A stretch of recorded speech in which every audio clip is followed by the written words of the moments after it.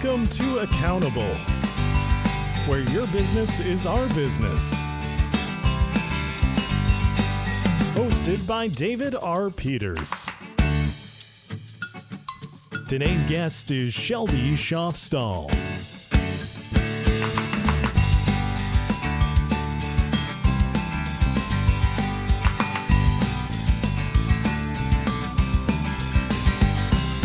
Hi, everyone. Welcome to Accountable, the podcast for CFOs by a CFO. My name's Dave. One of the things that I get asked about a lot is, what is the toughest thing about starting up a company? What sort of aspects of starting a new company are the most difficult? A lot of you that know me personally, you know that my background's in startups, and so this is a common question that I run across as I'm talking with people at conferences or when I'm teaching classes, things like that. And typically I give two answers. There's two aspects of starting a company that I think are the most difficult. First one is pricing. It's very difficult to get your pricing right. It's hard to judge what demand for your product is going to be, especially if you have a brand new product that the market has never seen. So if it's it's a new idea, it's a new concept, it's a new product that there's not really an equivalent out there for, pricing is difficult. It's just a difficult aspect of the business because you're trying to figure out what demand is and you really don't have a benchmark. So I think pricing is pretty difficult, but a close second or maybe first, depending on the day and the business and the industry, is people. People is the hardest aspect of starting a business. If you're going to have any growth, you have to have people, and not just anybody. It's not just sort of, kind of fill the seat, fill the chair within the particular company. You got to find the right people. You got to have people that are going to be the right people to build around. They got to have sort of the right mentality, the right attitude about building that company up. And that's just a tough thing. It's a tough thing. Hiring is difficult. It's very difficult to sort of get a read on somebody when you're only spending maybe an hour or two with them. I mean, realistically, it's just hard to find good people. And that can be one of the most challenging aspects, I think, of sort of getting a business off the ground. Today's conversation is with Shelby Shoffstall, and Shelby is a recruiting manager for Robert Half Finance and Accounting. So what she does is she works with companies to help them find talent. And for those of you who have never been through the recruiting process or the interview process, it is time consuming. It takes a lot of time to find good people. I mean, if you really want to find the person, that takes time, and it takes going through resumes and finding and interviewing and talking to people, and that just it's a very time consuming process. And again, it's very difficult. Even when you do it well, it's just hard to get a read on somebody in the time that you're given. So what Shelby does is she helps companies with that process. And I think what she talks about here today is around just kind of what all added value you can really get with a recruiter. Because recruiting, and especially now during COVID, because I think you lose a little bit when you're talking to people over the internet or by phone and things like that, and you can't sort of meet with them in person. I think that makes it even harder to get a good feel for, what this person's all about, that you're thinking about, training and, spending the money on to train and to hire and to kind of get them up to speed, what that person's all about. And so one of the things that Shelby does is she works with companies to get them to help them figure out what they need and help them find the right person. And so she's going to talk about that today, talk about, kind of the recruiting process. What does that look like? And also what value a recruiter can really bring to a company. So again, I think people is one of the most important things that a company has has to have. And if you're going to have any growth, you got to hire good people. And so I think that this is a good conversation for us to have, because it's all about getting talent. So again, I think Shelby does a great job of sort of talking about the process and what kind of value you can expect from a recruiting relationship with a firm. And so enjoy my conversation today with Shelby Shoffstall.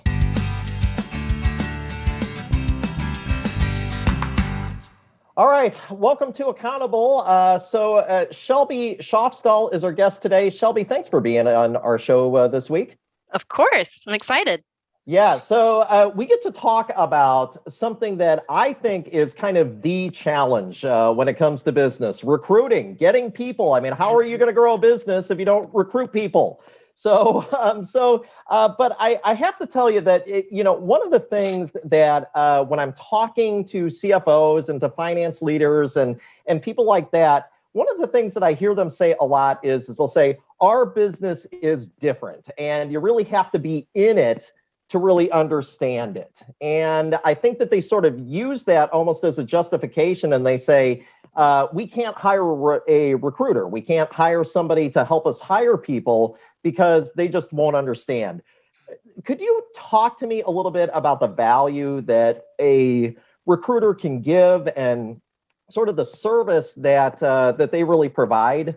Yeah, of course. And I do hear that too. They're like, that's why we have internal recruiters and things like that. And that's why we don't work with outside agencies. But what I can tell you too is because a lot of times hiring managers and CFOs might have like a misconstrued notion of kind of how that looks, as far as you're just, my goal is not to just be a resume service. And hopefully that's most recruiters' goal, is I want to learn about your culture, because hopefully this is like a long-term relationship. So if you have another opening down the road, from that first time we've talked and had that conversation about what you look for, then that next time around, I already know what your culture, what your feel, like what you look for.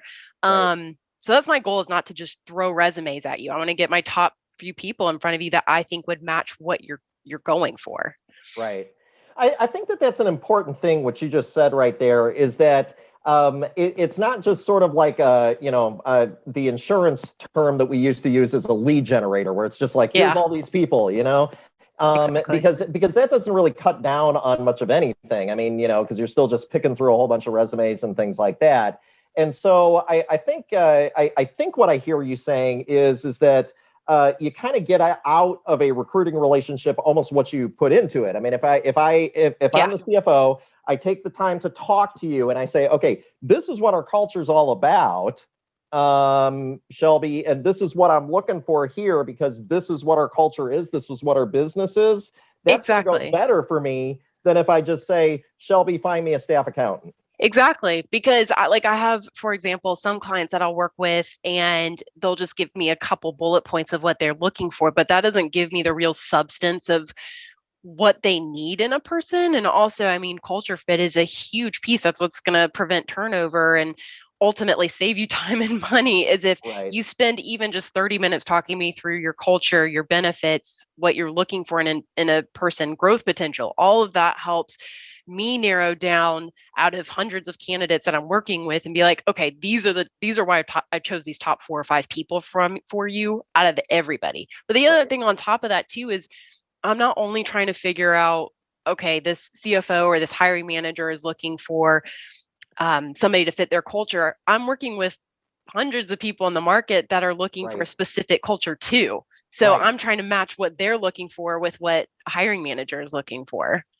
I think that's important to point out too. And for those of you too out there in accountable land, if you've never gone through the process of hiring somebody, it's time consuming. I mean, I can tell you that it's time consuming. And the times, at least, a couple of times where I've made bad hires, I think part of the reason for that was because I didn't put the time in. And so it's a time consuming process.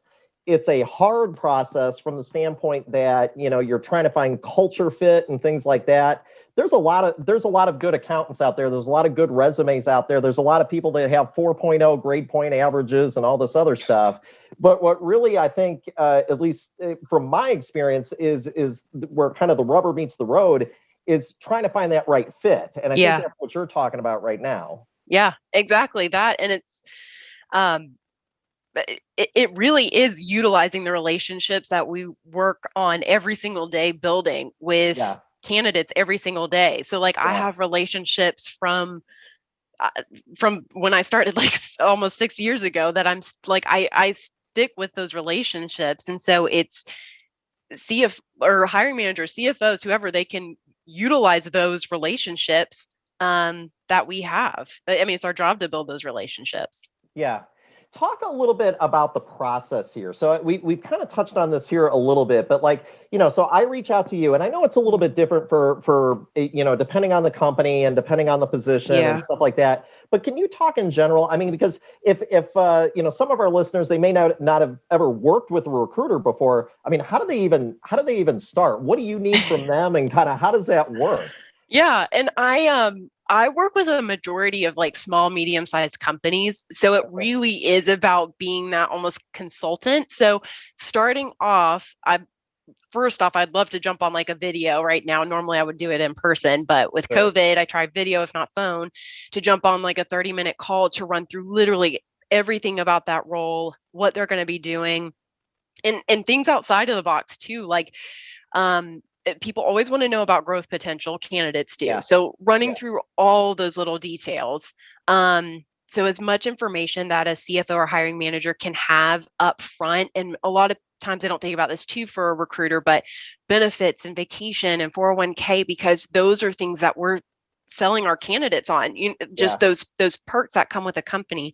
But so initially kind of running through all of those details.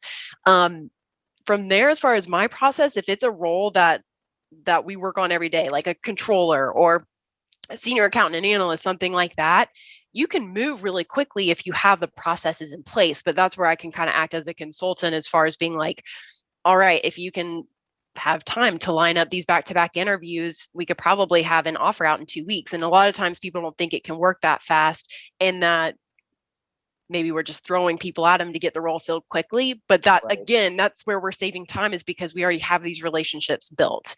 Um, but yeah, a huge thing that's going to help in hiring is having all that information ready. I like what you said there, because you talked about your role as kind of being a consultant. So, I mean, it's your job to kind of sort of maybe help people sort of think through the questions that they haven't really thought to ask Yes, yet. exactly. Yeah. Exactly. I, Yeah. I'm sorry. Go ahead.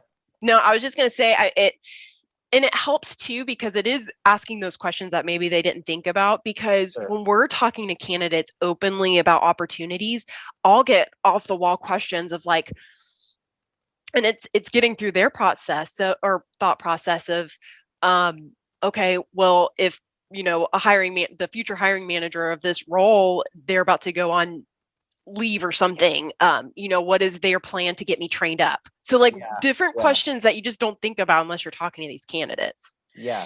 Certainly. Certainly. Talk about some of the trends in the job market, because you've touched on a few kind of interesting things that I think are worth noting. You've talked about, candidates are concerned with growth potential and Mm-hmm. and things like that. And they're also concerned about, kind of how they're being trained and things like that. What are some of the trends and things that you see that are going on right now that maybe are kind of interesting, and just maybe if it's me as the hiring manager that I Yeah. may want to know? I would say some of the, and obviously things kind of depend on which role you're targeting, but I feel like across the board, what people want to hear, or hiring managers want to see, want to hear about, are systems experience. So whether Okay. you've worked with multiple different systems, a lot of times depending on the size of the company, if they've been through, okay, like an SAP or an Oracle, or just something along those lines. Another thing going off of systems is if they've been through a system implementation or helped with transition or Okay. upgrading a system and seeing that through. Um, a lot of companies, especially in that smaller medium space, like to see accountants who have experience working with multiple different entities, because then Yeah. that's huge. Yeah. Yeah. Yeah. Obviously, that takes a lot of knowledge to understand intercompany transactions and things like that. Sure. So systems, process improvements, that's always huge too. And that can go across really any role too, whether you're kind of starting from a staff accountant role up to CFO. They want to see process improvement. So those are a lot of things outside of the basics of like Excel and things like that. Let me ask you something, because one of the things that I talk about in some of the seminars and things like that when I'm talking to CFOs is that the accounting role seems to me anyway to kind of be expanding. I mean, so it's like it's not just sort of like debits on the left, credits on the right, and we're done. I don't know if it was ever that way. I mean, I'm greatly exaggerating, okay? But I mean, but you see the expectations on the finance departments in companies becoming wider and wider and wider. It's risk management, it's systems and things like that. And I don't know that, I think a lot of, CPAs that I talk to, they say, I mean, I learned systems, our IT on the job. I mean, I was not really trained up in IT, would you agree with that? I mean, does it feel that way, that it's kind of a widening skill set? Does that seem to be the demand? Yeah.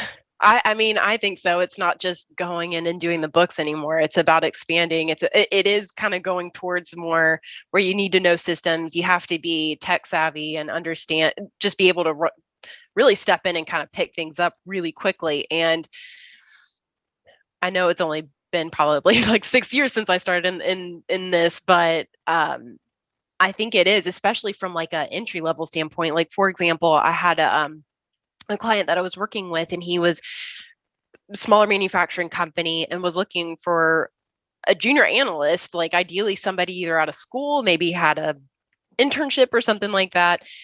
And the requirements, just as far as the Excel skills and everything that they wanted right off the bat, was almost that's where I was trying to be a consultant and kind of help and be like, hey, this doesn't necessarily make sense for the salary and kind of what we're targeting as far as skill set.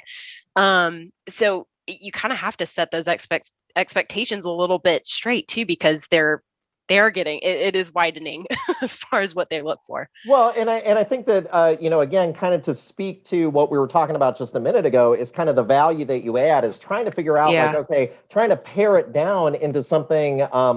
I had a good friend of mine that used to call it a purple squirrel. So that was her term for this like magical candidate that had all of these, skills all in one package.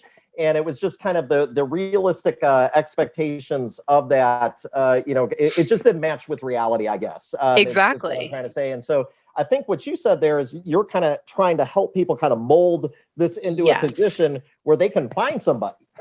Exactly. And it's everything considered. Location, salary, benefits, and what is really going to be realistic to, first off, find, but then if you do find somebody, like, are they going to stay? Because I mean, that's the goal, is you want somebody to stay long term, or at least for hopefully 3 to 5 years at least, so you can get some good work, that's the goal. And it's like, if you don't have things lined up as far as like a whole package, then you're kind of out of luck. Well, and I think that's important too. I mean, those of you that are out there and you know this to be true, you go through the process of training somebody, the cost and the time and the effort and everything, and you got somebody who's kind of used to your way, and if they jump up and leave right away, that's a killer. I mean, it's a killer to to you. It's a killer to your department, because they put some time and some effort into somebody. So really, the ultimate goal is we want somebody not just to fill the position, right? It's not kind of sort of next person up. It's more about trying to get somebody who's going to be a good enough fit that they're going to stick around, and they're going to want to stick around for a long time. So I think all those things I think are good. Talk about this, because we're in a weird time right now. I mean, even because I think recruiting's tough to begin with. I think finding good people is hard. It's got to be tougher, I would think, anyway, now, in light of the fact that, like, we can't we can't talk to people face to face. I mean, I know we can, but it's tougher. And so we end up doing a lot of things over the internet. Yeah. Talk about COVID hiring and, what does that look like? I mean, that has to be an adventure, I would think. Yeah, it is. I guess this could be like a twofold question. One of like the actual, like going through virtual interviews and figuring that out, because pre-COVID, most of the companies that I worked with, they wanted in person because they were pretty much against all virtual interviewing, because there was that they felt that they weren't going to get the feeling of like get the actual personality of somebody. Connection. Yeah, like that Yeah, personal okay. connection between Yeah. two people. And so it's interesting because I feel like I haven't even really had to push one way or the other with companies lately, because I think they've just adopted that virtual kind of like, hey, we're going to figure it out virtually. Yeah. Hiring, training, like the companies are just figuring it out. And I think it's because I ask companies this all the time, like, how has training been? How has your team been going through month end, like through like virtually and all this?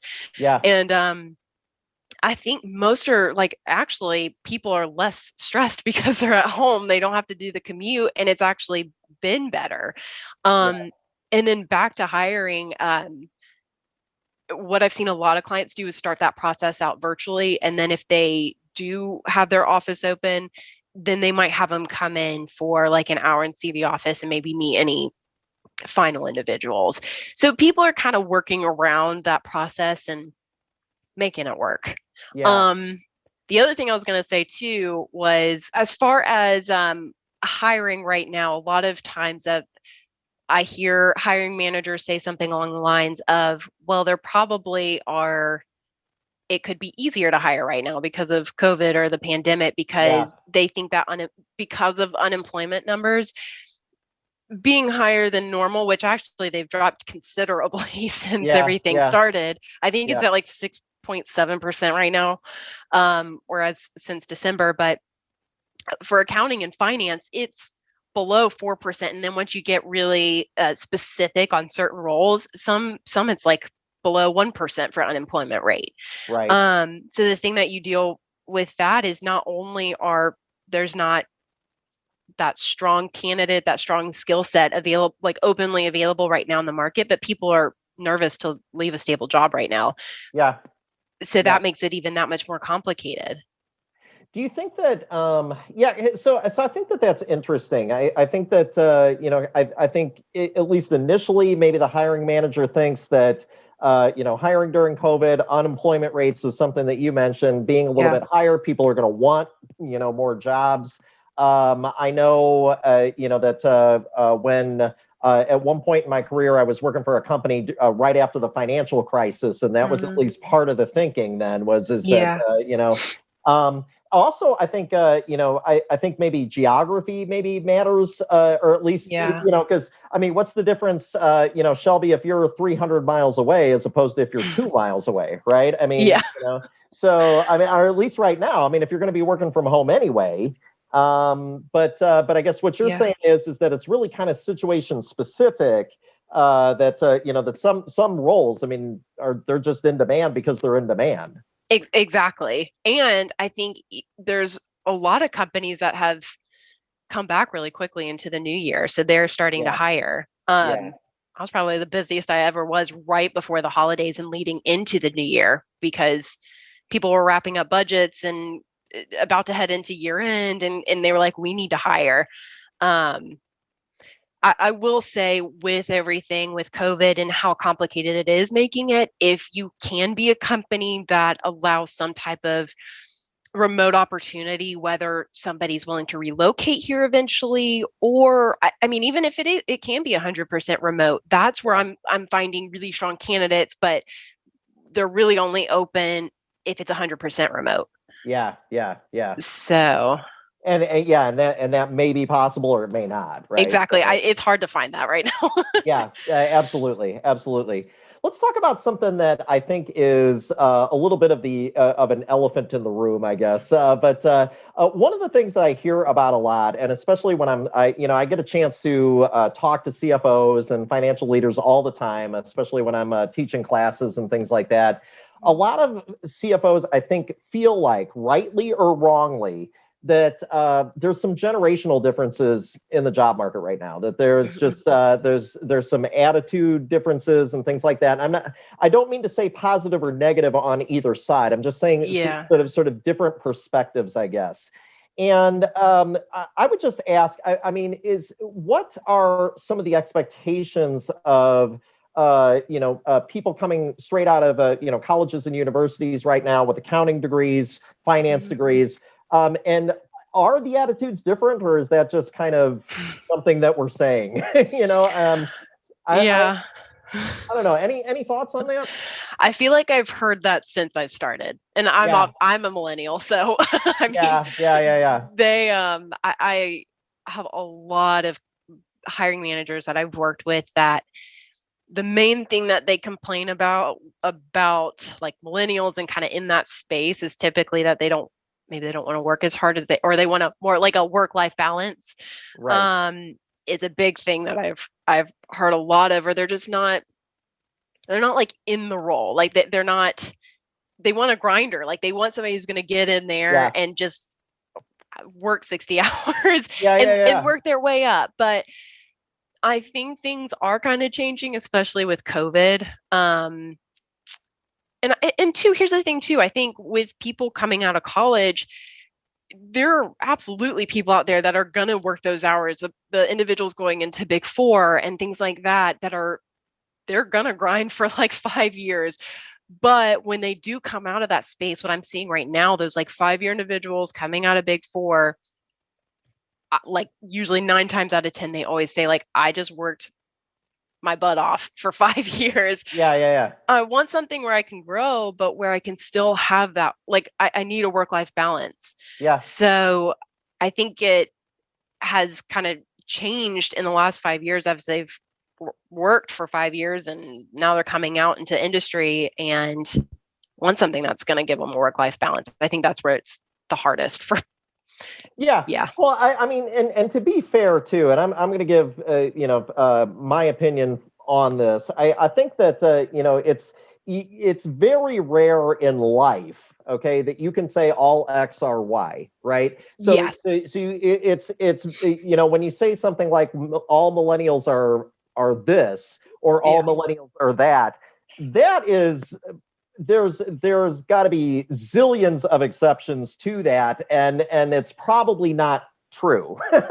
Well, exactly. Because there's a lot of things too. I mean, even the definition of what a millennial is. I mean, if you look at some of the research and some of the statistics that are out there, very, very different. So. I guess I would just maybe caution some folks. Maybe if you've found yourself saying that, may want to take a step back on that one, just simply because it's the candidate, right? That's what I was going to say too, because regardless of generation, I feel like you have those individuals who have a better work ethic than others. So you're going to find it no matter what generation. I think a lot of it had to do with the technology piece and that generation growing up with technology, and it's just different from what they grew up with. So maybe that has somehow attributes to how they think about that generation.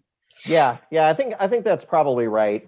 Let me ask you this too, because you mentioned earlier on that you work with a lot of smaller and medium-sized businesses. That's kind of where you're at. So one of the things that I think that a smaller business, especially right now, is kind of wrestling with is they're competing for talent against much larger businesses, and so they are trying to figure out, okay, so I can't really outspend this bigger company on the benefits package. I will lose. So how do they compete in a market like that? Are there things that you see, or are there ways that they can sort of generate good talent without necessarily trying to outspend the companies that are 10 times their size? Yeah. and kind of going with this question, that's why it's so important for us to have conversations with the hiring manager ahead of time. Because if you can't necessarily be at the highest range of a salary target for a skill set, there's so many other things that can play into making somebody interested in the position. First off, some candidates are just more interested in a bigger company versus a smaller one. So there's some candidates you're going to miss out on. But regardless of that, there are great individuals out there that want to be with smaller companies because it gives them that ability to increase their knowledge. Because with a smaller company, first off, a lot of times your skill set is very niche in what you're focused on. So highlight what they can do. Like, what are they going to get experience with? How are you going to train them? What's the growth potential is huge for people coming into new companies. They want to know, like, okay, what's the plan in 6 months or a year? Like, can I move into a manager role? Have a plan. Also, too, if maybe you can't give them exactly the salary right now, but maybe you set up a plan of like, okay, if things go well in 6 months, we'll do a review and we could increase your salary. Or talk about bonus. If the company does really well by the end of the year, do you guys do bonuses? If you don't have the best benefits, I think 401k is usually pretty big. But where I've seen, if like it is a smaller company and they don't necessarily have a 401k or a great one yet, maybe talk to them about their plans for the 401k and bettering that. As long as you can show people that there's an idea or a plan and it's being worked on, I think that says a lot to people.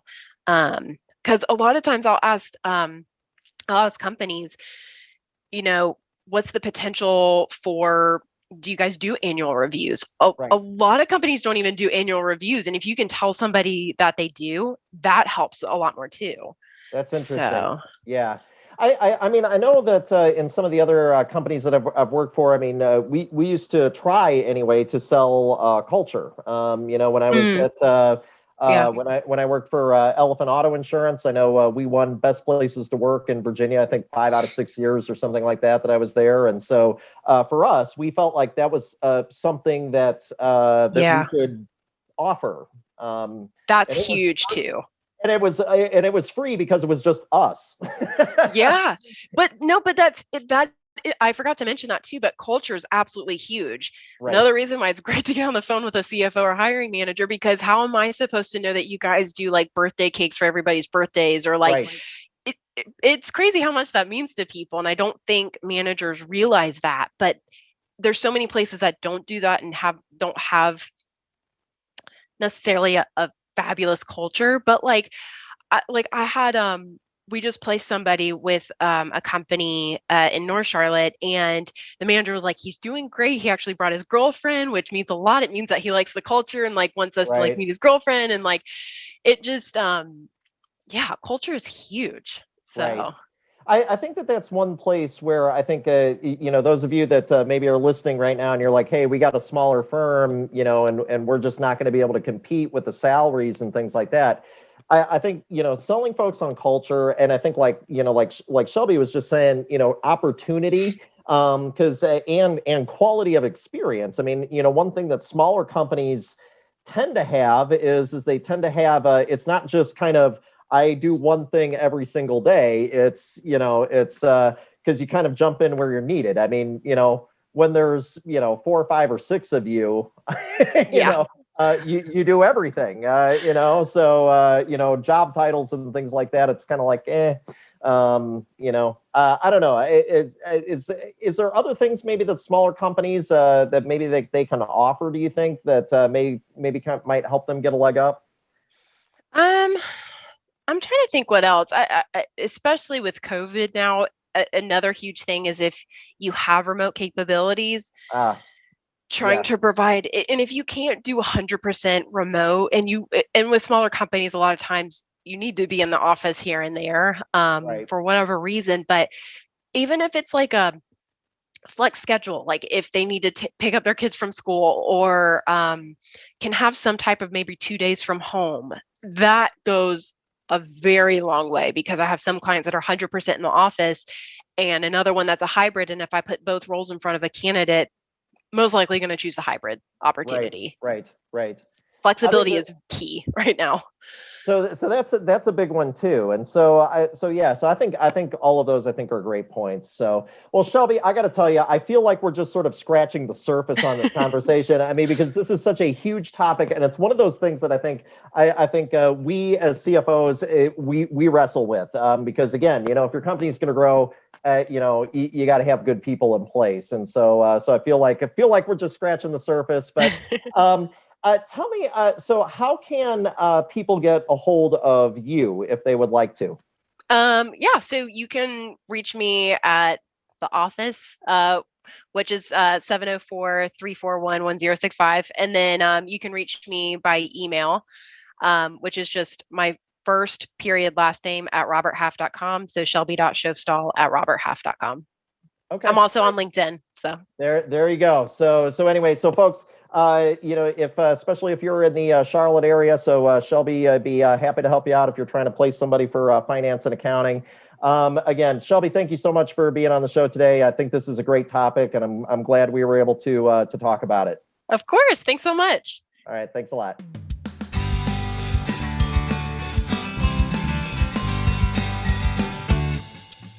Thanks for listening to Accountable. Be sure to subscribe for more interviews and insights from today's business leaders. David Peters is a registered representative offering securities through Cetera Advisor Networks, LLC, member FINRA SIPC. Advisory services offered through Carroll Financial Associates, a registered investment advisor. Peters Tax Preparation, David Peters Financial, Carroll Financial, and Cetera Advisor Networks are not affiliated. He is located at 1657 West Broad Street, Unit 5, Richmond, Virginia, 23220, and can be reached at 804-332-1373. The views depicted in this material are for information purposes only and not necessarily those of Cetera. They should not be considered specific advice or recommendations for any individual.